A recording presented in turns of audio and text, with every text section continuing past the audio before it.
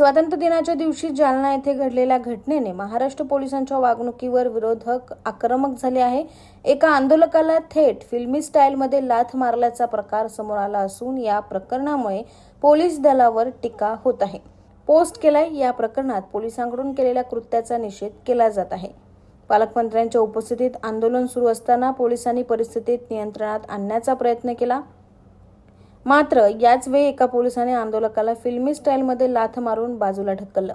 जणू काही सिंघम चित्रपटातील सीन प्रत्यक्ष घडल्याचा भास झाला। या कृतीमुळे पोलिसांचा स्वभाव माजोरडा व अतिरेकी असल्याची टीका होत आहे। लोकशाही व्यवस्थेत प्रत्येक नागरिकाला आंदोलन करण्याचा घटनात्मक अधिकार आहे। आंदोलकांचे म्हणणे पटले नाही म्हणून त्यांना लाथ मारणे योग्य ठरत नाही, अशी प्रतिक्रिया अनेक सामाजिक संघटनांकडून व्यक्त केली जात आहे। गृहमंत्र्यांनी या प्रकरणाची गंभीर दखल घेऊन संबंधित माजोरड्या पोलिसावर तातडीने कारवाई करावी अशी मागणी काँग्रेस आमदार नाना पटोले यांनी केली। सामान्य जनतेवर अन्याय करणाऱ्याला पोलीस दलात जागा नाही, अशा पोलिसाला घरी पाठवा अशी मागणी पटोले यांनी केली।